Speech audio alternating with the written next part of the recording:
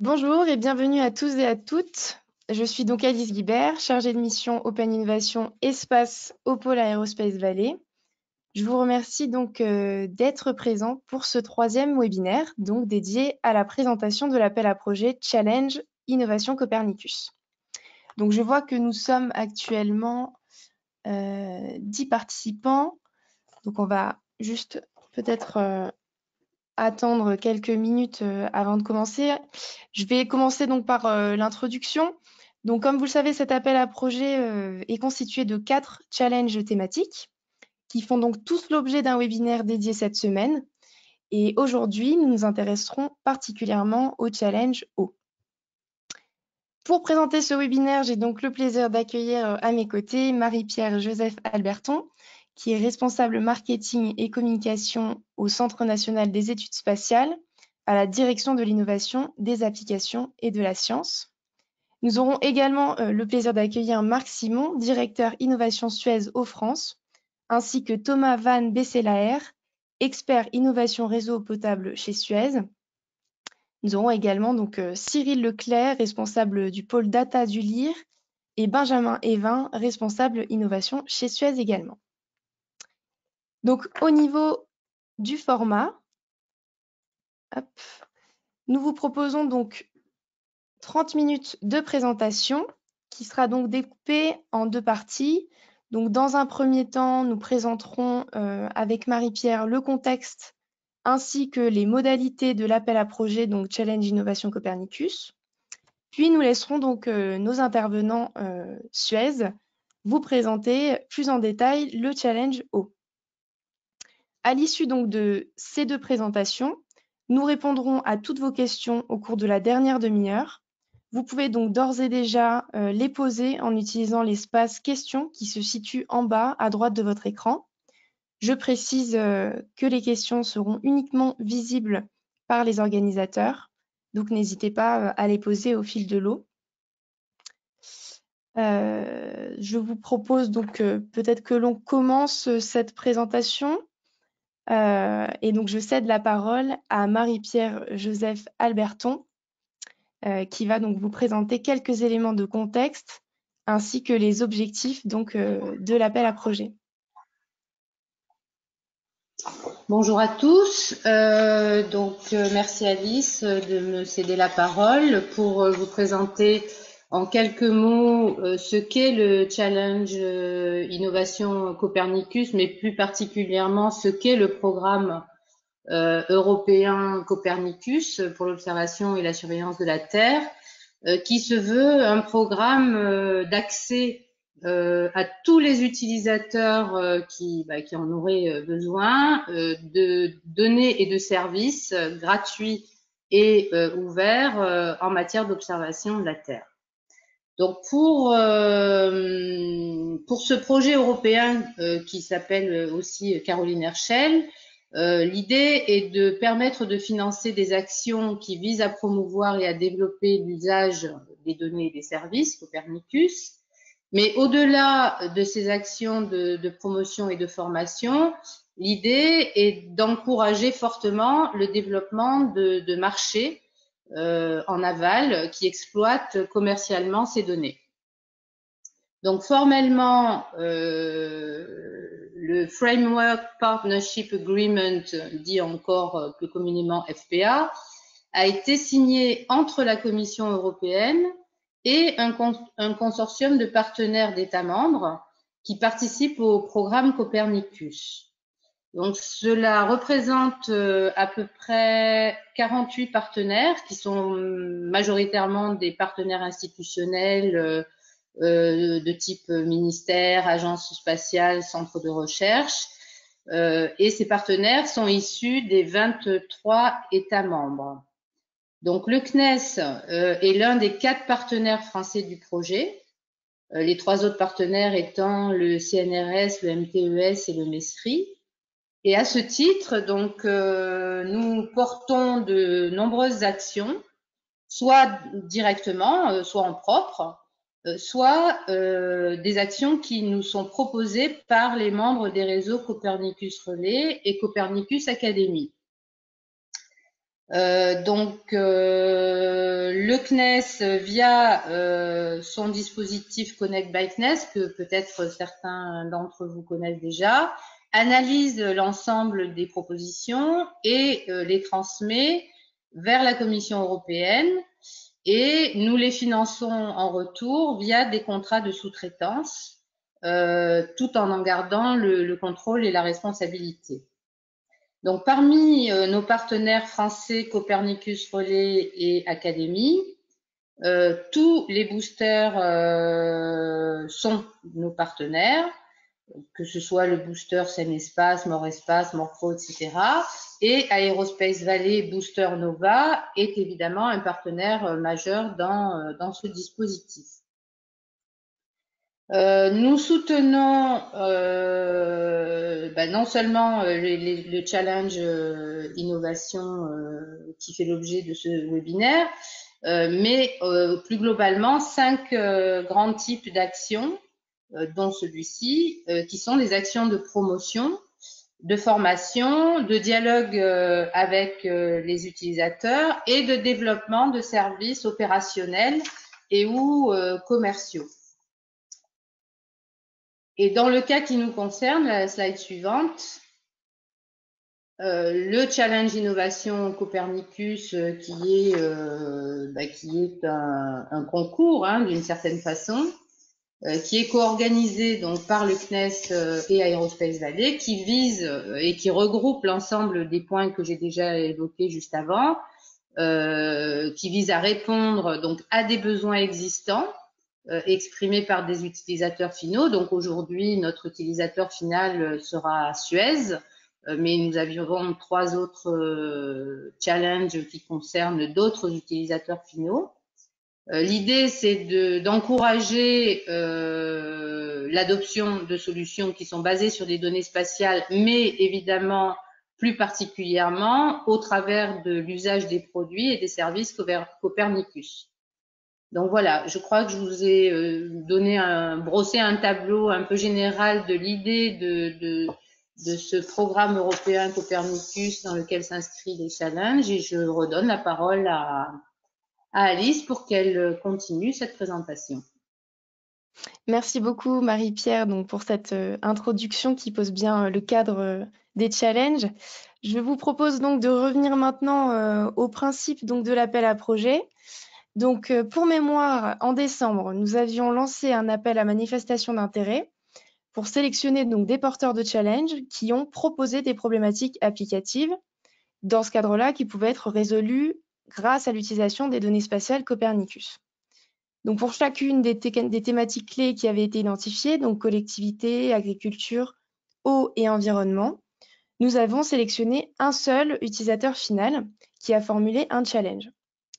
Suite à cela, nous avons lancé un appel à projet, donc le 6 avril dernier, cette fois à destination des entreprises françaises, afin de sélectionner les meilleures solutions innovantes permettant de répondre à ces challenges. Au total, nous allons sélectionner 4 entreprises lauréates qui auront 6 mois pour développer une preuve de concept qui répond évidemment au challenge posé. Pour cela, ils recevront donc un prix de 50 000 €. Aujourd'hui, le challenge qui nous intéresse, c'est le challenge eau, qui est donc porté par Suez, qui a formulé le challenge suivant: optimisation de la prédiction de fuite d'un réseau d'eau potable selon l'activité urbaine, agricole et climatique du territoire. Pour tous les autres challenges, un webinaire dédié a été effectué pour le challenge collectivité agriculture. Vous aurez également le challenge environnement qui aura lieu demain de 16 h à 17 h. Vous pourrez également les revoir sur la chaîne YouTube une fois qu'ils seront mis en ligne. Comme évoqué, pour faire suite à l'introduction de Marie-Pierre, l'objectif principal de cet appel est d'encourager l'adoption de solutions basées sur des données spatiales et plus spécifiquement sur les données spatiales Copernicus, et donc de favoriser l'appropriation de ces données par de nouveaux utilisateurs finaux. Compte tenu de ces objectifs, l'exigence principale de l'appel est donc d'utiliser les données spatiales Copernicus pour répondre au challenge. Je vais quand même présenter pour les non-initiés le type de données auxquelles le programme Copernicus donne accès, même si je sais que la majeure partie d'entre vous sont déjà plus ou moins familiers avec celui-ci.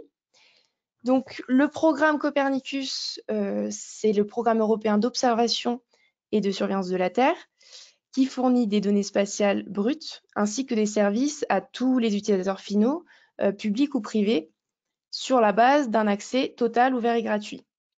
Ces données sont essentiellement produites par les satellites Sentinel et sont complétées par d'autres données issues des missions dites contributives, qui fournissent donc des données complémentaires.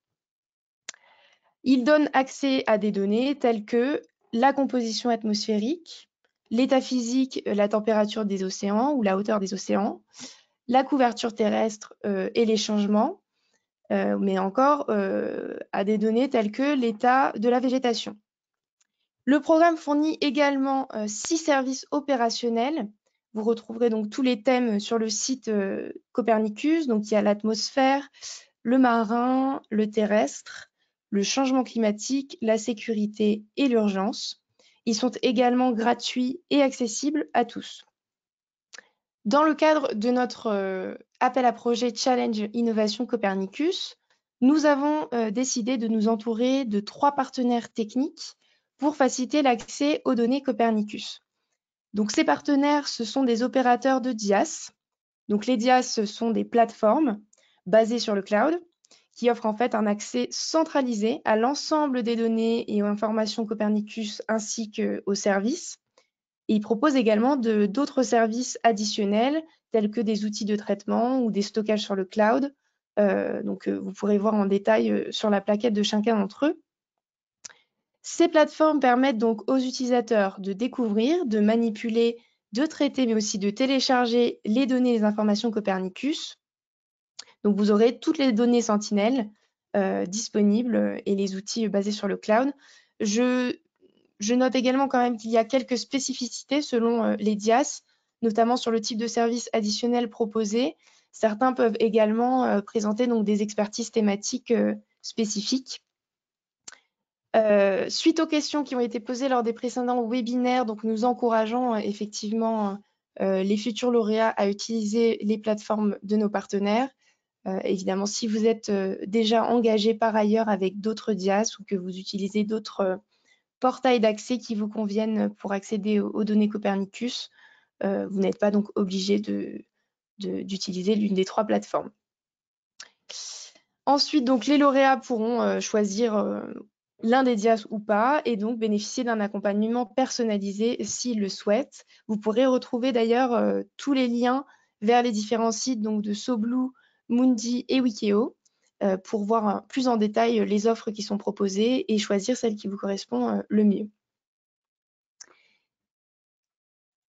Alors, si l'on s'intéresse maintenant donc, aux critères d'éligibilité de cet appel, donc qui sont les bénéficiaires? Cet appel s'adresse aux startups, aux petites et moyennes entreprises et aux entreprises de taille intermédiaire françaises exclusivement.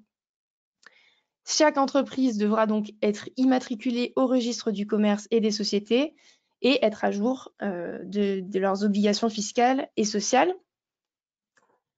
Pour ceux qui auraient lu donc bien en détail le cahier des charges, vous avez pu noter que le projet devrait être déposé par un porteur unique. Nous acceptons cependant, dans des conditions particulières, les consortiums, seulement si une entreprise est désignée comme chef de file et qui sera donc la seule bénéficiaire du prix accordé. Les partenaires devront donc convenir entre eux des modalités de répartition du prix.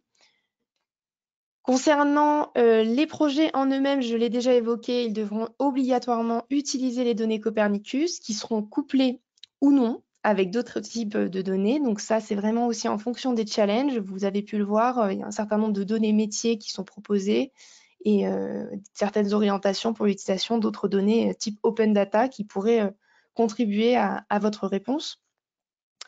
Évidemment, les projets devront répondre aux challenges thématiques qui sont proposés par les utilisateurs finaux. Pour finir, nous demandons un niveau 4 minimum sur l'échelle de TRL pour les projets qui seront proposés. La raison est la suivante, nous souhaitons à l'issue des 6 mois donc, des travaux atteindre un niveau 6-7 sur l'échelle de TRL, donc atteindre une solution qui soit quasi opérationnelle. Nous avons eu quelques inquiétudes de la part de potentiels candidats qui nous ont dit, écoutez, est-ce que si mon projet au départ n'atteint pas ce niveau-là, je peux quand même candidater si je m'engage donc à atteindre un niveau 6-7 à l'issue du POC? La réponse est oui. Nous, tout ce que nous demandons, c'est que vous soyez en capacité de le démontrer. Voilà, donc ça c'est pour les précisions, mais nous pourrons y revenir dans la partie questions-réponses. Je vais donc passer maintenant la main à Marie-Pierre qui va vous présenter les modalités de financement et d'accompagnement effectuées par le CNES, entre autres. Marie-Pierre, je te laisse la parole. Ok, merci. Chaque challenge, en fait, fait l'objet d'une dotation d'un prix de 50 000 euros. Donc, il y a un lauréat, une entreprise pour un challenge. Ce prix se fait en fait sous forme de contrat simplifié avec un paiement à la notification et un paiement à la fin. Paiement qui est assujetti à la remise d'un rapport détaillé et d'un prototype. En termes de répartition, on envisage, contrairement à ce que nous faisons d'habitude, qui est de verser 30% à la notification et le solde à la remise du POC, compte tenu de la situation dans laquelle se trouvent les entreprises aujourd'hui, on a anticipé les problèmes qu'elles peuvent traverser et on prévoit de faire l'inverse, c'est-à-dire qu'on versera 70% de ce prix au début et 30% à la remise du POC, enfin, ou du projet détaillé qui nous est remis. Au niveau de l'accompagnement technique, alors bon, on vous l'a dit au tout début, hein, Alice vous a expliqué le timing, 6 mois pour réaliser une preuve de concept, ce qui veut dire que vous pouvez vous mettre au travail à partir du mois de juillet pour essayer de terminer d'ici la fin de l'année. Au niveau accompagnement technique, vous pouvez, si vous le souhaitez, si vous en avez besoin, bénéficier d'un accompagnement de la part de nos experts du CNES et plus spécifiquement dans le cas qui nous concerne, du laboratoire observation de la Terre et de ses experts qui travaillent avec notre équipe. Et vous pourrez bénéficier de l'accompagnement Connect by CNES, qui est une initiative qui vise à accompagner plus largement les entreprises dans différents domaines qu'on pourra vous détailler dans une autre, non pas dans cette présentation, mais ultérieurement si vous le souhaitez. Donc, une question qui nous a déjà été posée, c'est est-ce que cet accompagnement technique peut aussi être mis en œuvre dans la phase de présentation des candidatures pour pouvoir vous consolider sur des questions techniques précises. Oui, ça sera possible dans le cadre de cet accompagnement Connect by CNES et on vous dira comment faire le moment venu. Voilà, donc je te repasse la parole, Alice. Merci beaucoup, Marie-Pierre. Donc pour faire suite voilà, aux modalités de financement, nous avons donc aussi les critères de sélection et le processus de sélection, donc qui sont donc les suivants. On a 3 principaux. Donc le caractère innovant et la valeur ajoutée du projet, qui se traduit en fait par une déclinaison de sous-critères. Donc innovant, on entend par rapport à l'état de l'art international, mais aussi par rapport à l'utilisation innovante des données Copernicus. La valeur ajoutée sera aussi mesurée par rapport à la pertinence de la réponse compte tenu de l'objet du challenge, mais également sur la maturité technologique que nous avons déjà évoqué, donc le niveau de TRL de 4. Ensuite, le deuxième critère principal, c'est donc l'impact économique du projet. Donc là-dessus, nous allons nous baser sur la qualité du modèle économique, sur le marché potentiel visé, le caractère généralisable de la solution développée, ainsi que les retombées favorables pour l'utilisateur final. Dernier critère, donc la capacité du porteur à mener à bien le projet. Donc là-dessus, nous nous baserons sur la capacité opérationnelle et financière du porteur, ainsi que sa capacité d'accès au marché visé. Pour finir, nous analyserons également l'adéquation des compétences de l'équipe qui sera dédiée au projet.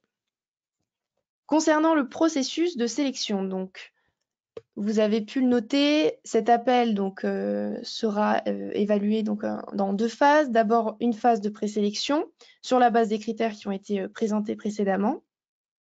Donc, cette phase de présélection arrivera à son terme le 2 juin. Donc, vous avez jusqu'au 2 juin pour déposer vos propositions. Vous pourrez télécharger donc toutes les informations, le cahier des charges, la présentation des challenges, ainsi que le dossier de candidature et la liste des pièces justificatives à y associer sur la plateforme en ligne. Vous aurez le lien donc à la fin de ce webinaire.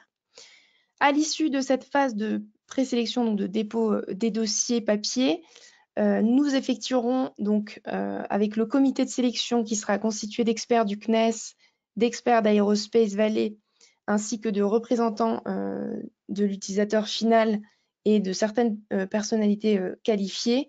Nous évaluerons les propositions et présélectionnerons donc un certain nombre d'entreprises qui seront invitées à venir pitcher leur projet devant le jury le 22 juin, donc dans les locaux d'Aerospace Valley, nous l'espérons, sous réserve donc de la levée totale des mesures de confinement actuelles.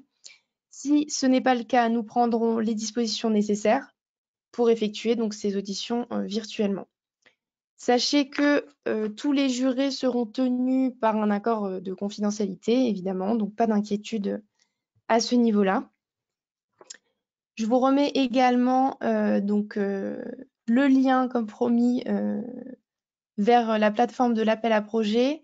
Donc, les réponses devront être rédigées en français, les dossiers devront être complets et soumis sur la plateforme donc avant le 2 juin à minuit. Voilà, vous avez également donc le calendrier global. Donc, nous avons parlé donc d'un début des travaux en juillet 2020. Nous allons, dans la mesure du possible, nous en tenir à ce calendrier. Nous avons déjà eu des inquiétudes de la part de certains candidats qui nous ont demandé s'il était possible, compte tenu de la situation actuelle, de différer le début des travaux. Encore une fois, nous ferons preuve de flexibilité, évidemment, compte tenu du contexte, mais nous allons essayer quand même de nous tenir au calendrier qui avait été annoncé au départ. Voilà, donc si vous avez des questions sur le cahier des charges et l'ensemble des modalités des challenges, je vous invite à les poser dès maintenant via notre chat et nous tâcherons d'y répondre à la fin de la présentation. Ce que je vous propose, c'est donc de passer la parole dès maintenant à nos présentateurs Suez qui vont donc présenter le challenge eau. Et donc, je vous donne immédiatement la main sur la présentation. Voilà, c'est à vous. Ok, bonjour à tous. Donc, je suis Marc Simon de Suez. Je vous présente rapidement l'objet de notre challenge, qui est l'optimisation de la prédiction de fuite d'un réseau d'eau potable selon finalement le contexte dans lequel est placé ce réseau, donc urbain, géologique, climatique du territoire. Alors, j'ai une petite difficulté à passer les...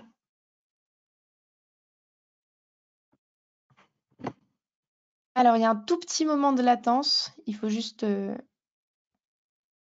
cliquer. Mais je ne trouve pas du tout le point de... Ah, d'accord. Oula.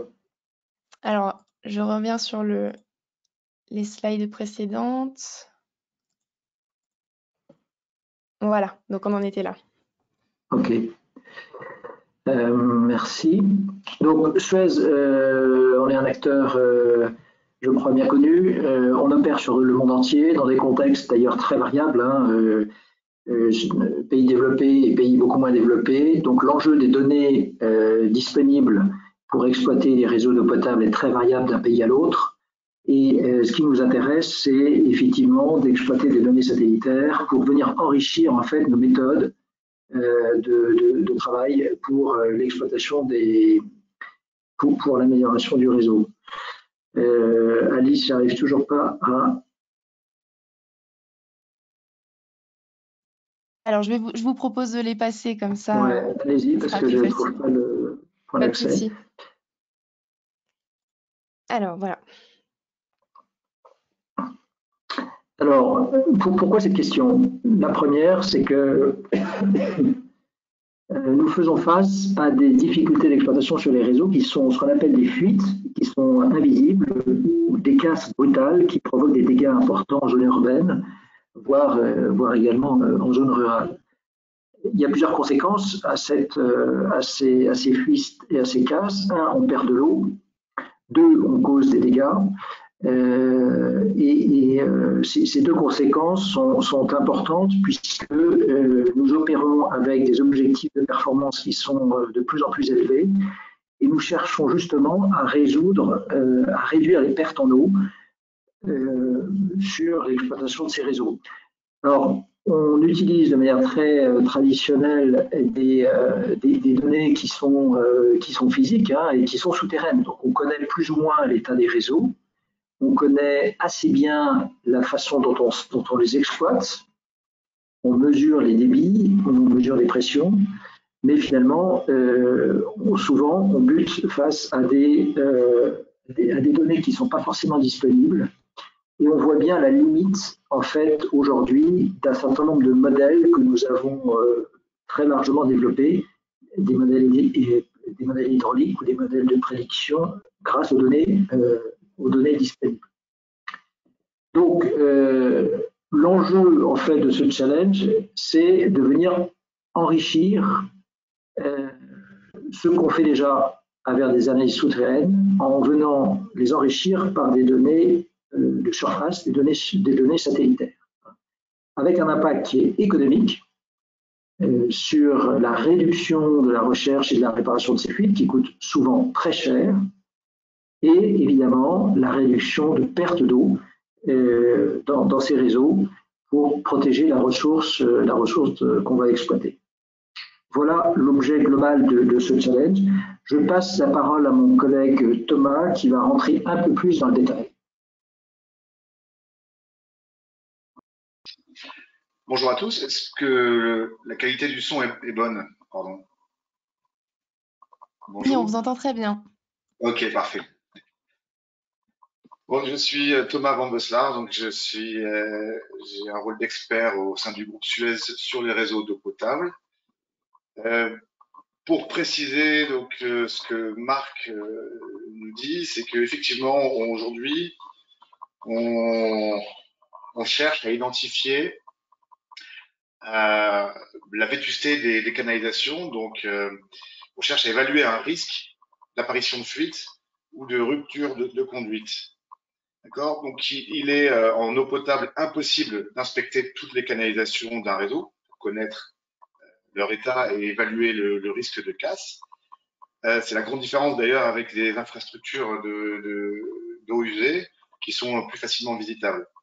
Donc en eau potable, sur certaines canalisations stratégiques, on est capable d'aller faire des inspections physiques, donc avec des technologies de champ magnétique ou d'ultrasons, on est capable de dire quelle est la résistance du matériau, l'épaisseur résiduelle de la fonte. Bref. Mais donc sur des réseaux très étendus, on parle, pour vous donner un ordre de grandeur, une ville comme Bordeaux, par exemple, c'est 3000 km de réseau interconnectés. Donc, de longs réseaux, de longs linéaires de réseau. Donc, pour savoir évaluer la vétusté des canalisations sur ces étendues de réseau, on utilise des analyses de risque qui sont des analyses croisées de gravité d'une casse, donc des conséquences qu'une casse va avoir sur son environnement, et de la probabilité de casse. Donc, la probabilité qu'une canalisation subisse des casses dans les années à venir. Et donc, ces deux paramètres ensemble nous donnent une note de risque. Et c'est sur la base de cette note de risque qu'on décide d'aller investir plusieurs centaines de milliers, voire des millions d'euros pour renouveler une canalisation et éviter que des casses à répétition surviennent et perturbent la voirie. Donc, la probabilité de casse qui nous intéresse, elle peut être établie par plusieurs méthodes. Aujourd'hui, on en a 4, plus ou moins sophistiquées, en fonction de l'abondance et la fiabilité des données qu'on a sur le réseau qu'on étudie. Donc, la première approche la plus simple, c'est ce qu'on appelle une analyse multicritère. C'est donc on a des paramètres d'âge, de matériaux, de nombre de casses passées, du type de sol dans lequel la canalisation est posée, et on fait une pondération de ces paramètres et on a une note finale de risque, et on utilise cette note pour prioriser les canalisations les unes par rapport aux autres. Donc ça, c'est une méthode, on va dire, historique, l'approche assez simpliste qu'on fait depuis très longtemps. On a aujourd'hui des modèles déterministes, ça c'est la deuxième méthode, donc des modèles basés sur des lois physiques de dégradation. Donc certains types de matériaux vont dégrader plus ou moins vite dans certaines conditions de pression, d'agressivité du sous-sol, de l'âge, etc. On travaille surtout, le gros du travail donc académique, et puis aussi toutes les boîtes qui travaillent comme nous sur la recherche sur les matériaux, travaillent sur les modèles stochastiques de prédiction de casse. Donc depuis 10 ans, on travaille sur des modèles qui sont spécifiques à ce type d'infrastructure et sur ces modèles qui sont en amélioration constante. Donc on prédit l'apparition de fuites ou de casse de mieux en mieux depuis 10 ans.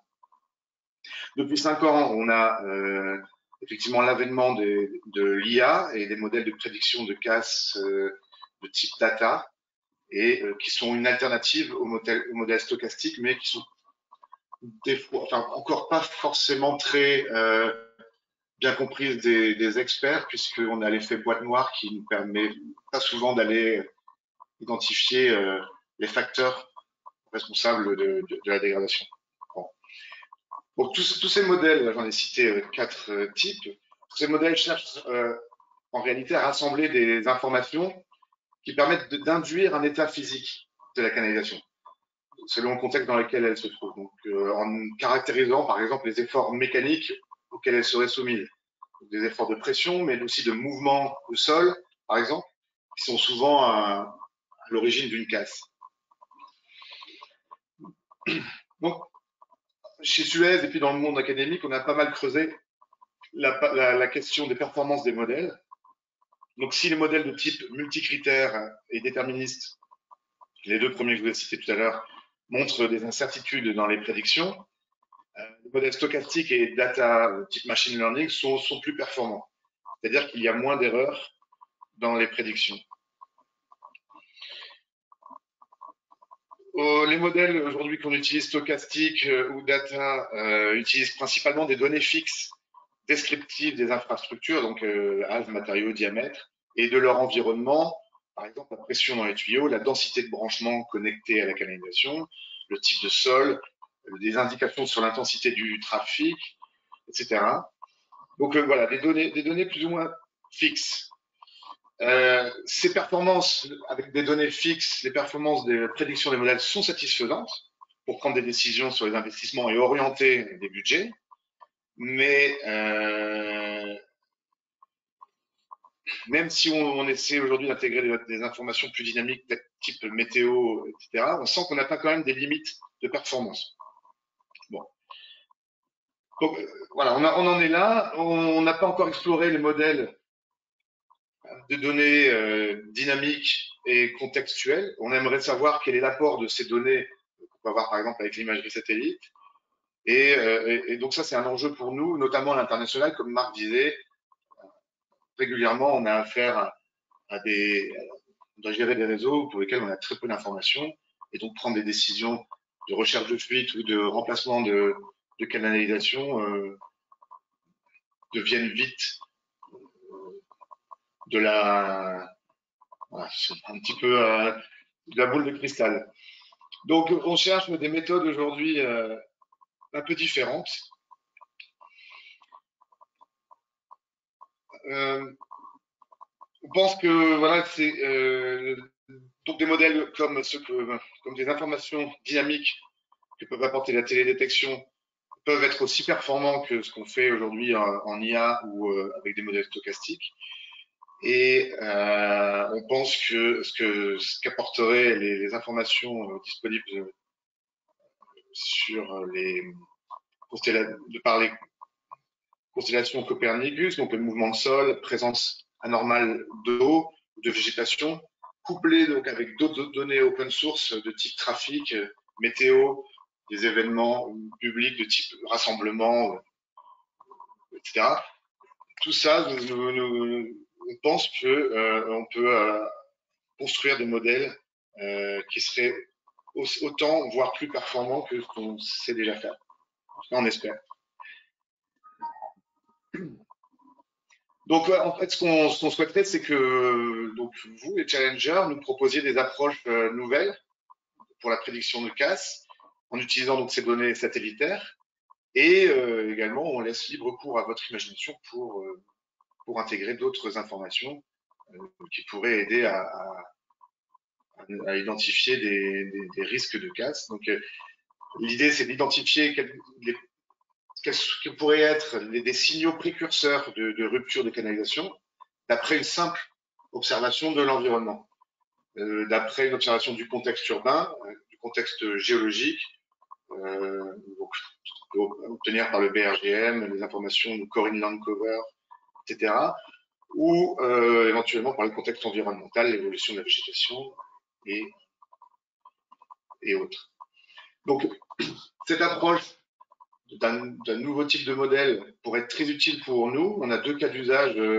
Donc, ce serait faire avancer la connaissance. Donc, on aimerait avoir la capacité de faire des nouvelles corrélations avec des variables exogènes dynamiques. Et on aimerait spatialiser le risque de fuite sur un réseau, donc qui pourrait être pour nous un outil d'aide à la décision pour orienter les investissements, donc je vous l'ai dit, donc, soit des investissements de renouvellement de canalisation, mais aussi de pose de capteurs acoustiques. Aujourd'hui, imaginons qu'on a une zone où la probabilité de fuite est plus grande, et bien on a des appareils aujourd'hui qu'on est capable de mettre sur le réseau pour aller écouter quel est le niveau, écouter le réseau et écouter un bruit qui correspondrait à une fuite. Donc, orienter donc ces emplacements de capteurs acoustiques et aussi orienter les opérations de recherche de fuite, donc nos agents, nos opérateurs sur le terrain qui vont tous les jours faire des linéaires de recherche de fuite pour aller détecter des fuites pour qu'elles soient réparées et donc arrêter la perte en eau. Donc voilà, donc on a nous des données à vous mettre à disposition. On a des données de statistiques, de localisation de fuite historique. Donc on peut vous donner les emplacements spatiaux la localisation spatiale de ces fuites, la date d'apparition de la fuite, la date de réparation de la fuite. On peut voilà, vous définir un certain nombre de choses et puis engager la communication pour répondre à vos questions sur des problématiques un peu plus techniques. Voilà, j'espère que j'ai été assez clair. Merci beaucoup voilà. Thomas. Ce que je vous propose dans tous les cas, c'est s'il y a des questions ou des précisions qui sont nécessaires, donc n'hésitez pas, tapez votre question donc, dans l'espace qui est visible en bas à droite de votre écran. Profitez-en puisque nous avons aujourd'hui l'utilisateur final qui est là pour répondre à vos questions, notamment sur les questions techniques que vous pourriez avoir, sur le projet attendu, etc. N'hésitez pas. Tout en sachant effectivement que vous pourrez toujours nous recontacter si vous avez des questions qui vous viennent après coup. Mais voilà, n'hésitez pas là à poser vos questions pendant que nous sommes tous là. Donc, je vais prendre les premières questions. Alors, donc celle-ci s'adresse à Suez. Est-il prévu un financement pour faire suite à la preuve de concept et passer à un système opérationnel? Donc ça, je vous laisse répondre peut-être Marc. Alors, à l'issue du POC, qui fait partie de ce processus de challenge, pour nous, l'idée, c'est d'aboutir à une solution qui fonctionne et dans ces cas-là, de pouvoir l'intégrer dans l'ensemble de notre dispositif et de nos offres. Donc, si on fait ce challenge, c'est vraiment pour aboutir à une solution et donc d'aller. Donc, on n'a pas aujourd'hui identifié le financement, mais notre intention, c'est de faire en sorte qu'on mette tous les moyens, si le POC est conclusif, au bout des 6 mois, de l'intégrer et d'y mettre les moyens qu'il faudra. Ok, très bien, merci beaucoup. J'ai une autre question, donc cette fois-ci qui s'adresse au CNES. Dans le cadre d'une aide du CNES dans la mise en place de l'offre, y a-t-il un risque que le CNES devienne juge partie dans l'appel? Comment garantissez-vous la non-préférence des entreprises qui ont construit leur offre avec le CNES par rapport aux autres sociétés? Alors l'idée n'est pas de construire l'offre avec le CNES, hein, c'était pas du tout mon propos tout à l'heure. C'est simplement une réponse potentielle de nos experts à des questions précises, techniques, qui pourraient émerger avant la proposition que doit faire telle ou telle entreprise lauréate. Mais il n'y a pas un accompagnement sur la mise en place de la solution, il y a simplement des questions-réponses très factuelles qui peuvent être faites. Donc, nous ne sommes pas jugés partis, puisque justement le fait que le CNES porte ces challenges est un gage de neutralité en tant qu'entreprise étatique et publique. En tout cas, c'est ce qui nous caractérise et il n'y a pas de raison de craindre quoi que ce soit dans ce domaine-là. Très bien, merci Marie-Pierre. Alors cette fois-ci, j'ai une question donc, qui s'adresse à Suez. Combien de temps perdurent les fuites à ce jour? Donc en moyenne, une fois que vous avez repéré une fuite, vous avez un délai, j'imagine. C'est très variable. C'est difficile de donner une durée d'écoulement moyen. C'est comme ça qu'on appelle ça. Je dirais quand même des fuites invisibles, donc des petits écoulements qui s'infiltrent dans le sous-sol à 200 jours à peu près en moyenne, avant qu'elles deviennent visibles et qu'on la répare. Bien. Alors, merci beaucoup. J'ai une autre question qui s'adresse à vous. Elle est assez longue. Alors, êtes-vous essentiellement intéressé par la performance de la méthode, la pertinence des données satellitaires qui permettra la détection et la prédiction? Donc, vous êtes intéressé par la performance de la donnée en elle-même ou attendez-vous plutôt un outil, une solution numérique opérationnelle à destination donc, de vos collaborateurs qui permettrait donc de visualiser et d'utiliser ces données et permettre donc la détection et la prédiction de fuite? Je ne sais pas si c'était extrêmement clair. Alors, je vais peut-être reprendre. Alors, vous attendez un outil, donc plutôt une solution numérique opérationnelle, qui permette de visualiser et utiliser ces données dans le cadre de leurs activités métiers. Ou est-ce que vous attendez d'utiliser juste des données satellitaires qui permettraient de détecter donc, et prédire les fuites? Bonjour à tous, c'est Cyril Leclerc du groupe Suez. Donc je vais essayer de répondre en partie à la question. Donc on est intéressé en fait par l'apport effectivement des données satellitaires comme finalement signal qui va nous permettre effectivement de détecter et d'anticiper la détection des fuites. On est intéressé, je pense aussi d'un point de vue méthode, c'est-à-dire que, comme le disait Thomas, il y a plusieurs méthodes aujourd'hui qui ont été développées, mais il en existe plein d'autres. Et ce qu'on cherche à avoir, c'est une méthode finalement qui permette d'intégrer des données dynamiques, les données satellitaires, mais pas que, les données qui peuvent être en open data ou des données publiques. Et on est également intéressé, troisième volet, par la partie restitution et voir comment finalement ce modèle ou cette méthode et sa performance permet effectivement d'être plus, d'aller au-delà des solutions actuelles, de manière à pouvoir finalement être plus performant sur les cas d'usage mentionnés, sur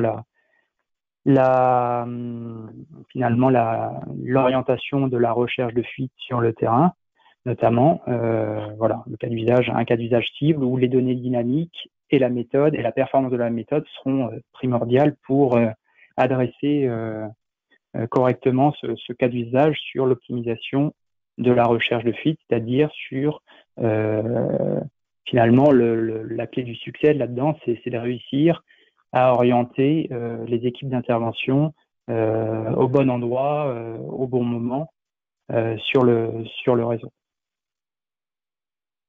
Merci beaucoup Cyril pour cette réponse très complète.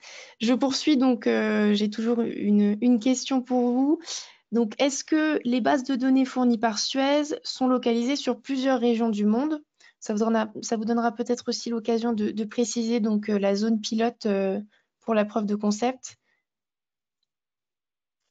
Oui, donc on sera sur un site, un contrat en banlieue parisienne pour lequel effectivement on dispose d'un historique de casse et fuite sur les canalisations qui sont les ouvrages principaux, hein, et puis sur les branchements d'eau potable qui sont finalement les connexions entre la canalisation principale et les logements.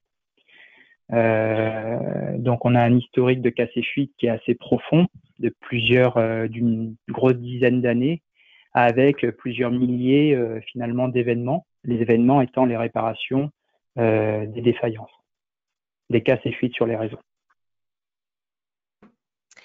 Ok, très bien.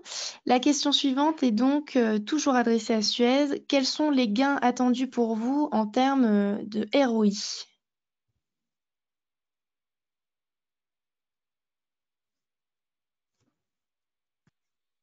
Alors, je ne sais pas si vous avez entendu la question. Sont donc, quels sont les gains attendus pour Suez en termes de ROI?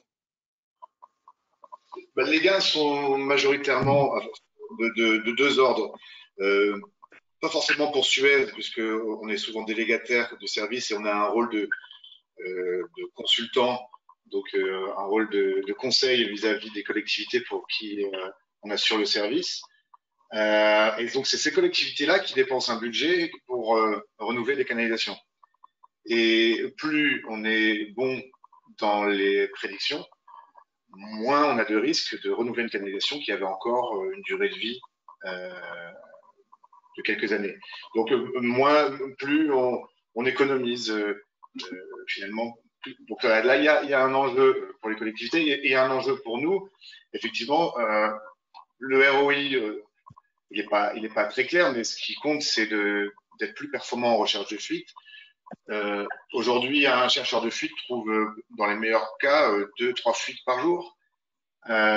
Si on peut cibler des zones où il y a plus de fuites et puis focaliser là-dessus par ces nouveaux modèles, on sera très content. On pourra, nos opérateurs pourront en faire d'autres choses. Mais financièrement, je ne sais pas tellement vous dire économiquement, pardon, comment la chose.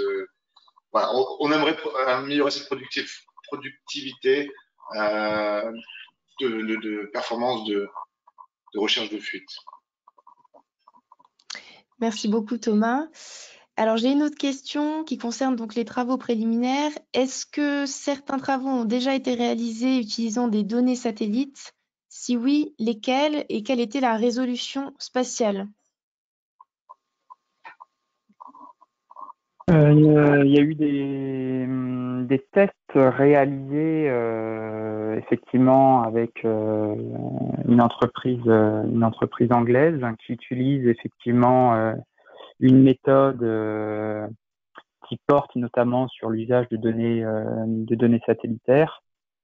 Il y a eu donc un premier test en utilisant 2 types de données qui relevaient de la couverture végétale du territoire, donc à partir du coup des données satellitaires, mais également qui relevaient de la détection de mouvements de sol en fait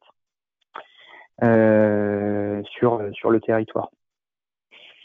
Donc ça c'est des premiers tests qui ont été réalisés, mais sur le marché, je pense qu'il y a d'autres solutions qui utilisent des données satellitaires et qui utilisent probablement d'autres indicateurs issus de l'imagerie satellitaire.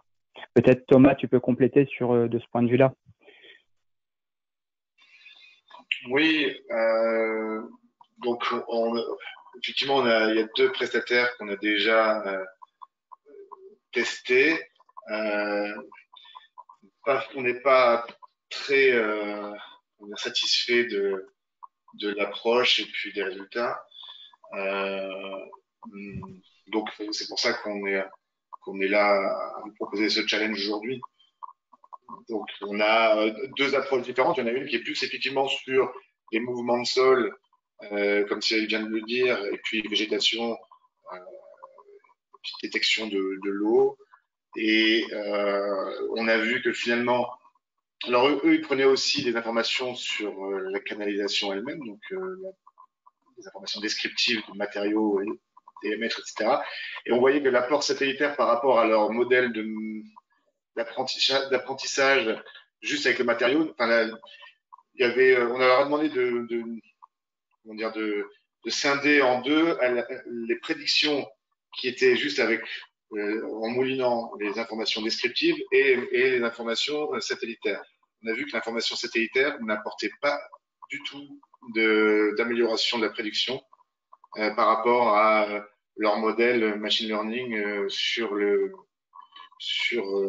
donc on voudrait décorréler les 2 volontairement et travailler uniquement sur des prédictions à base d'informations dynamiques de surface et pas d'informations et ne pas utiliser dans un premier temps les informations descriptives. Voilà. Et l'autre prestataire avec qui on a fait des tests, lui avait une approche tout à fait différente. Il lui disait qu'en gros, il pouvait trouver des fuites dans le sous-sol. Et en fait, on a fait plusieurs tests, on n'était pas satisfait et on a des doutes aussi sur la réalité de l'approche. Voilà. Merci beaucoup Thomas. J'ai une autre question pour vous, tant qu'on y est. Les conséquences des fuites ont un impact sur quelle superficie en moyenne? C'est très variable, ça dépend de la pression dans les canalisations et ça dépend du temps d'écoulement. Si ça a raviné, si ça a un petit peu fait bouger les sables des tranchées dans lesquelles elles sont posées, ça peut aller à plusieurs dizaines de mètres. Sinon, on va dire 10 mètres, allez, un ressenti comme ça, 10-15 mètres autour de diamètre autour de la fuite. Mais ça dépend encore une fois de la structure de la canalisation, si c'est des sous pression, des gros diamètres, des grosses casses, beaucoup de volume qui en sortent. Là, tout de suite, on est sur des catastrophes avec des voitures qui s'engouffrent ou des maisons inondées, mais sinon, en général, les événements qu'on va chercher, c'est plutôt des événements autour de 10 mètres autour du point de casse. D'accord, très bien. Donc ça rejoint en fait la seconde question qui est donc quelle est la résolution spatiale recherchée sur l'étude de vos réseaux? Donc avec du Copernicus, on est effectivement donc sur du 10 mètres. Ensuite, j'ai une question donc, pour le CNES. Les questions au CNES doivent donc être partagées à l'ensemble des compétiteurs, comme tout appel d'offres public. Ça, je me tourne vers Marie-Pierre. Alors, il ne s'agit pas d'un appel d'offres, hein, déjà pour commencer, mais effectivement, on peut très bien organiser le partage des questions qui pourraient être posées en amont du dépôt des candidatures. Il n'y a pas de souci. Merci Marie-Pierre. Alors, j'ai une autre question. Est-il envisageable de coopérer avec des fabricants de systèmes de filtrage d'eau pour produire de l'eau potable en cas d'urgence pour remédier jusqu'à la réparation d'une fuite? Donc, je ne sais pas si la question était claire, donc je la redis. Est-il envisageable de coopérer avec des fabricants de systèmes de filtrage d'eau pour produire de l'eau potable en cas d'urgence et remédier jusqu'à la réparation d'une fuite?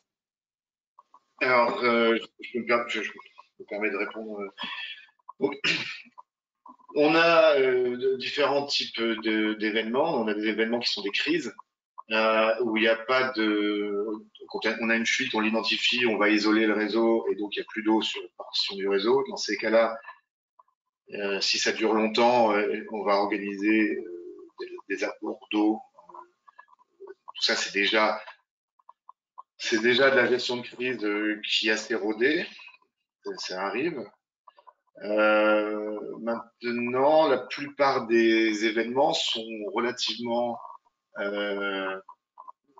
ont peu d'impact sur les consommations, c'est-à-dire que bon, avec quelques visites aux riverains ou du public postage dans les boîtes aux lettres, on anticipe à l'avance, on arrive à ce que les gens s'organisent pour faire leur stock d'eau, etc. Mais sinon, une réparation, à partir du moment où on a une fuite visible et il se passe 2 jours avant qu'elle soit réparée, euh, ça dépend. Et c'est souvent, on essaie de limiter le nombre de gens impactés.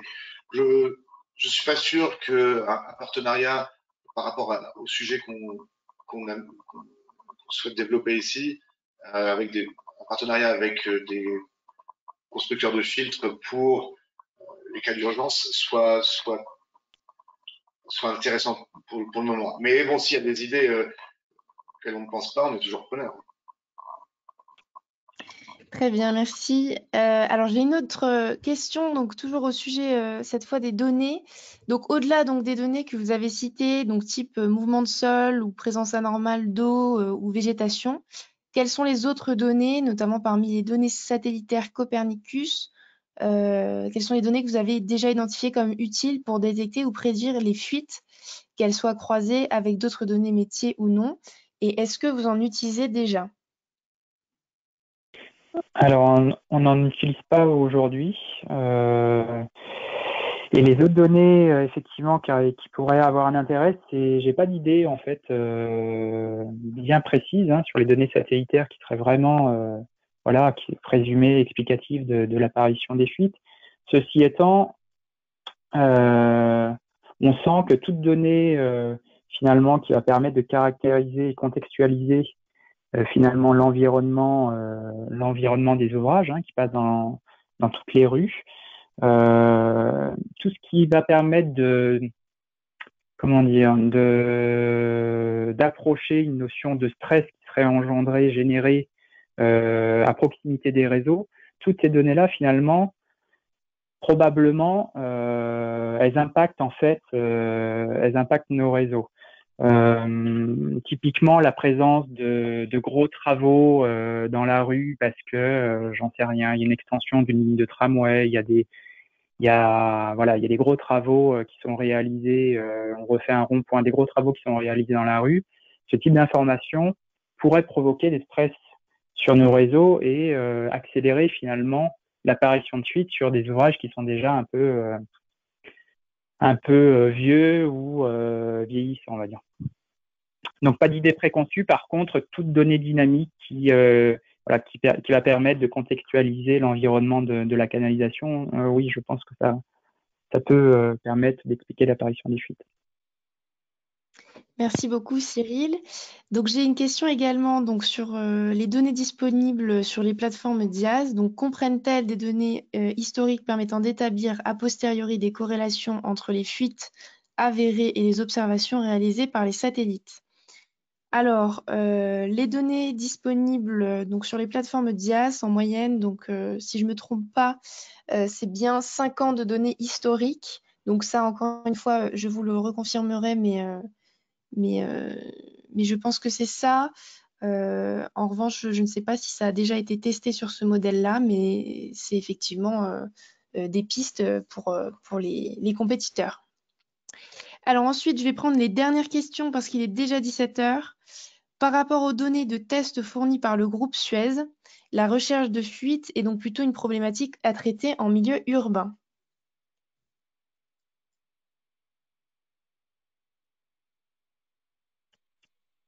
Bah, plutôt oui. Plutôt oui, mais ce qui nous apporte, c'est vraiment la logique de prédiction, hein. Donc ensuite, la conséquence, l'application peut être en urbain ou en rural, hein. D'accord. Mais donc, vous confirmez en revanche que pour le site pilote, en tout cas pour le développement de la preuve de concept, serait plutôt donc en milieu urbain. C'est ça. D'accord. Ok, très bien. Urbain, semi-urbain, on Semi-urbain. essaiera d'avoir une zone assez hétérogène justement pour voir si la performance de la démarche proposée varie en fonction du contexte. D'accord, très bien. Alors, j'ai une autre question. Est-ce que vous avez à votre disposition des statistiques du nombre de fuites par kilomètre carré comparé au nombre d'habitants? Est-ce que typiquement, ce sont des éléments que vous pourriez fournir? Alors oui, c'est très, encore une fois, c'est très variable. Pour des bons réseaux qui sont bien gérés et qui sont pas trop fuyards, comme on dit, on va dire qu'on est plutôt de l'ordre de euh, une, une fuite tous les 15 km de réseau par an. C'est ça, c'est à D'accord. peu près. Et pour les moins bons, on est à une fuite tous les 2 km de réseau par an. Donc ça peut être vraiment très fréquent. On a des rendements de réseau, c'est-à-dire on a des volumes de pertes qui correspondent à, sur certains milieux ruraux, on observe des choses assez hétérogènes de 40% des volumes en eau perdus à même pas 10% ou 5% pour les très bons. Ça, que ce soit à Suez ou ailleurs, on observe ce genre de choses. On cherche toujours à améliorer. On a des objectifs de plus en plus contraignants de performance, on se les met nous-mêmes. Mais voilà, c'est très hétérogène. Ça peut être jusqu'à une fuite tous les 2 km de réseau par an. D'accord. Bon, très bien. Alors, écoutez, je vois qu'on a encore des questions. Ce que je vous propose, c'est donc d'y répondre directement. J'ai bien vos adresses mail, donc j'y répondrai directement par mail. Il en restait quelques-unes. Je vous remercie tous d'avoir participé donc à ce webinaire sur le challenge eau. N'hésitez pas, donc si vous avez des questions supplémentaires, vous pouvez donc me les envoyer à l'adresse qui va s'afficher. Donc voilà, challenge@aerospace-valley.com. Si vous avez des questions très spécifiques à destination donc, des utilisateurs finaux, donc Suez, qui a donc, nous ont fait le plaisir d'intervenir aujourd'hui, je ne manquerai pas de leur faire passer et nous vous répondrons le plus rapidement possible. Vous retrouverez également donc, le lien vers l'appel à projet. J'essaye également d'alimenter au fur et à mesure la plateforme. Donc, nous essaierons également de remettre les questions qui ont été posées ici avec les réponses associées. Voilà, concernant le prochain webinaire thématique, donc il aura lieu demain. Il sera donc cette fois-ci sur le challenge environnement et donc à la même heure, de 16h à 17h. Voilà, écoutez, je vous remercie encore une fois d'avoir participé à ce webinaire et d'avoir été si nombreux. Je remercie également donc tous les intervenants qui ont bien voulu participer aujourd'hui et je vous dis donc à bientôt et très bonne fin de journée à tous. Merci, au revoir. Merci Au beaucoup, au revoir. revoir. Merci, au revoir.